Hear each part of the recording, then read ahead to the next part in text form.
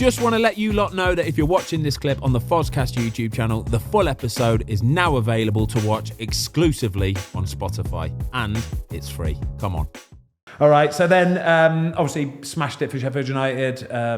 There were a lot of talks that summer especially. I think that's when you signed a new contract as well, wasn't it, at Man United? Yes. So signed a new contract, and there was a lot of talks about you becoming Manchester United #1 at this point in time.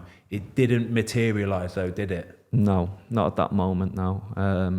There was a lot of talks, yeah, there was. So Ole Gunnar Solskjaer in charge at this point in time? Ole was in charge, yeah. So, yeah, it was that summer where I was a bit like, what do I do? Like, I personally, I wanted to go back on loan because I had a few other options that I could stay out and play. Because, in my opinion, David was like, he wasn't movable at the time, do you know what I mean? Obviously, he was earning high wages and he was a big player at the football club. So, it had took something for me just to turn up and take his place. Away. Yeah, of course, I knew that it was a process, but I knew that he had maybe 1-2 years with an option left on his contract. So my ideal situation would have been just keep playing, keep gaining that experience, keep doing well, and then go back. Obviously, that wasn't to be. Obviously, went back, give it my best shot, fought like mad. But it just didn't materialise. When you say loan moves, are we talking big loan moves here? Established Premier League teams? Yeah. Decent. And good, then good obviously steps. when you're not allowed to go out and carry on playing, you just had 2 years of solid first team football, and then it's almost like, I've just got to bide my time and sit on the bench. The problem is, like, I look back at it now, I'm not annoyed about it, but I look back and think I've just had to start again. Yeah. So I've just had to go and start again, get my career back on track, which is fine, no problem. And no one's to blame for it. Obviously, I take responsibility as well because you can take decisions at times and you go, maybe don't take the contract, but I don't regret taking it at that time. So, maybe you go back to square one where you're trying to create that career again for yourself. It takes ages to get back up to full speed as well. Exactly, it's the problem with being a goalkeeper sometimes. It really, really is. If you're at a football club and you've got a young lad going out on loan and smashing it, but the club has got an established first team goalie, there's not a lot you're going to do, is there? The only time it was going to work for me was to go in straight when I walked back through the door, because I was full of confidence. I felt $1 million, I did at the time. I felt like any hurdle I'd come up against, I'd jumped well over. I was in a great place. Obviously that didn't happen. And then, it's just... I remember it really well, I do. And especially when you sign that new contract, I thought, he's got half a chance of starting here. He's got half a chance of starting. I thought. I know David's on, and it was all over the news, $350 a week or whatever he was on. But when you sign your new deal, a 4 or 5 year deal? Yeah, 6 years. 6 years. Whoa.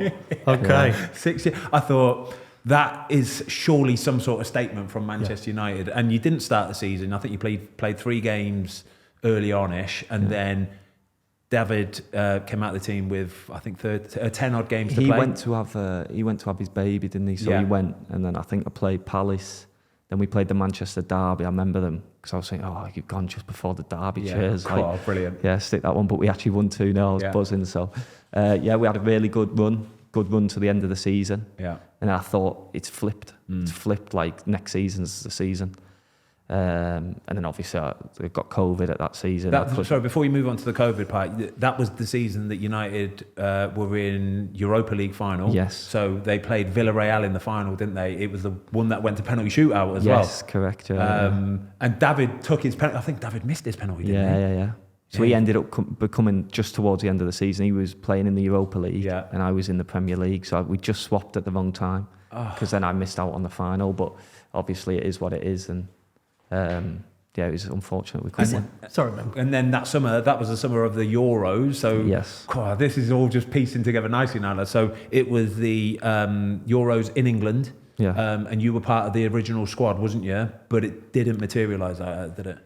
So I was actually in the squad, but I had a big burst on my hip, so I had to pull out early on in the camp. So I think I was on the bench for the 2 games, and then pulled out because I needed to get this sorted for pre-season. So that was a shame. So I missed that out. Yeah.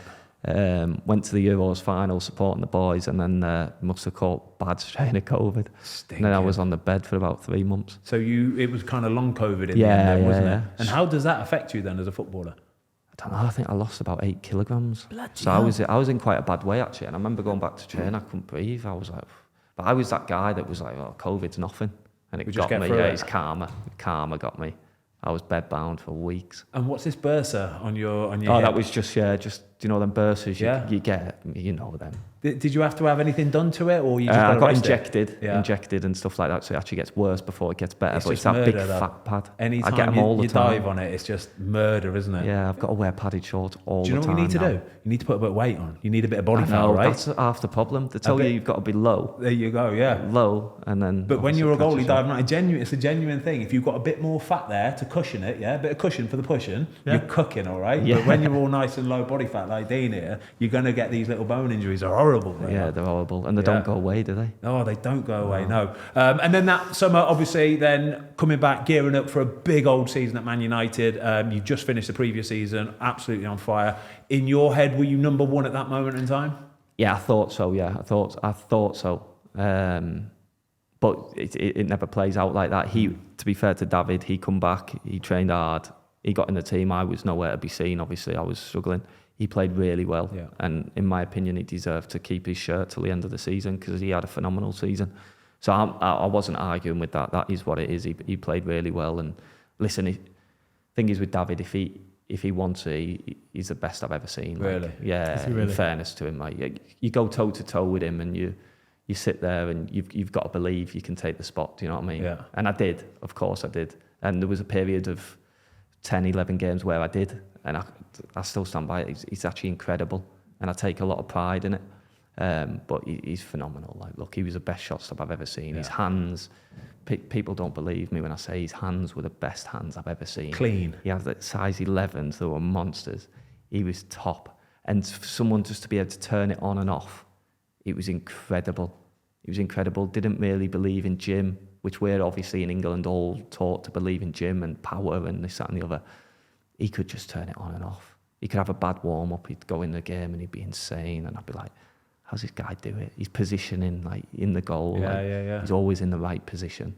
He was phenomenal to see. And to work closely with him, and I've took little bits off him and stuff like that. It was good for me at the time. Do you remember that period? Sorry, Tom. I just could listen to that all day. It's incredible. When goalies start talking about goalkeeping and other goalies, it's just, I'm getting a semi on here right now. But when it was that period where De Gea, do you remember, like, it was that Arsenal away game in particular? And he's made save after save after save at the Emirates, and he made a foot save from Alexis Sanchez, and I think he saved it down low and got up, managed to somehow. And I remember just watching, just thinking, you're in that moment. He's in that moment of his career now where everything is just so autopilot, and it's so quick and autopilot. It must be the nicest feeling in the world. Yeah, it was incredible. Like, I spoke to him about it. I said, like, do you know when you were at your best? I said, how did you feel before games? And he was like, nah, I just felt like, I just knew. Do you know what I mean? I just knew. Like, he just knew he'd save everything. And then to do it as well at a club like that for that period of time, I don't think people realise how difficult that is. Totally agree. So, like, he's gone from, 10 years? Yeah. At Man United as well, don't forget. And people will go, oh, yeah, but he made some mistake. This geezer did this for 10 years. Of course there's going to be mistakes. People are human beings. But how well he did and how well it's phenomenal. Thanks everybody for watching. We hope you enjoyed this clip of the Fozcast. If you would like to watch the full episode, it is now available exclusively on Spotify for free.